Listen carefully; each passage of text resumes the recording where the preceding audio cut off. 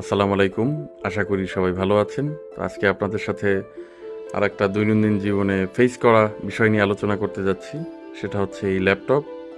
এটা আসুসের ভিভোবুক। তো এটা কিনেছিলাম 2019-এ। তো ভালোই এ পর্যন্ত সার্ভিস দিয়েছে।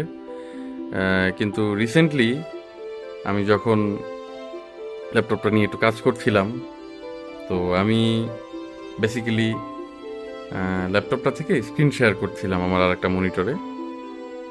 তো তাদেরকে একটু প্র্যাকটিক্যালি দেখাই। তো এইটা থেকে ল্যাপটপ থেকে এখন কিন্তু খুব ইজিলি কাস্ট করা যায়। আপনি ক্রোম ব্রাউজার থেকে যেখানে কাস্টের অপশনটা আছে,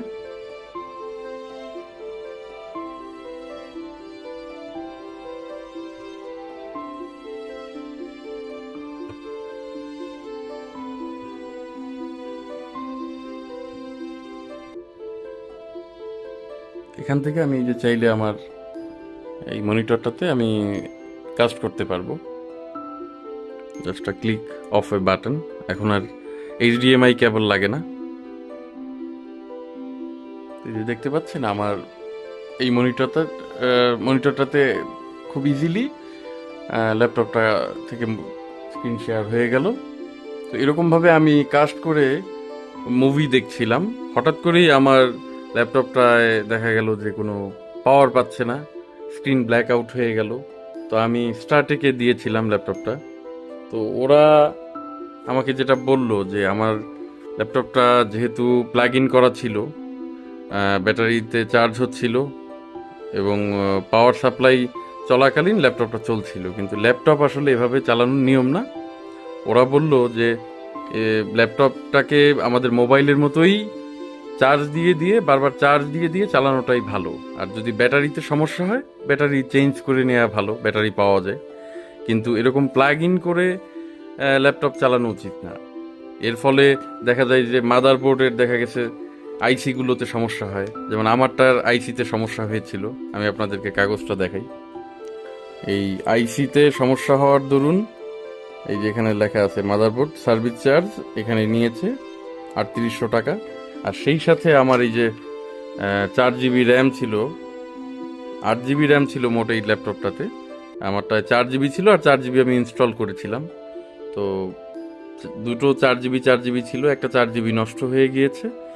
মানে একটা র্যাম দুটো দুটো ছিল এখানে, 4 জিবি 4 জিবি 8 জিবি। তো একটা র্যাম নষ্ট হয়ে গিয়েছে এই আইসির সমস্যার কারণে মাদারবোর্ডের। তো আর আরেকটা আছে, কিন্তু 4 জিবি দিয়ে তো আসলে ওভাবে ফাস্ট হয় না, সেজন্য আবার আমার এই যে দেখেন 8 জিবি র্যাম নিতে হয়েছে। তো এখন মোট 12 জিবি হয়েছে। হ্যাঁ, স্পিডটা আগের থেকে ভালো হয়েছে, কিন্তু এই যে সমস্যাটা দেখা দিল মাদারবোর্ডে, এটা কিন্তু প্রবলেমের। তো ডেস্কটপের মতো আমরা এটাকে এভাবে প্লাগ ইন করে না রেখে মোবাইলের মতো বা ট্যাবলেটের মতো আমাদের উচিত চার্জ দিয়ে দিয়ে বারবার ব্যবহার করা।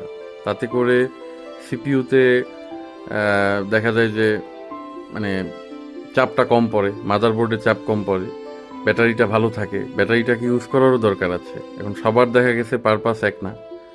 সবাই দেখা গেছে যে অত ফ্রিকুয়েন্টলি ল্যাপটপ ব্যবহার করে না, তো ফালানো থাকে, তাতেও ক্ষতি। তো মাঝে মাঝে ব্যাটারি ইউজ করার দরকার আছে। আর এভাবে প্লাগ ইন করে ব্যবহার না করাই ভালো চার্জার দিয়ে। তো এটাই ছিল ভিডিওর বিষয়বস্তু। সবাই ভালো থাকবেন।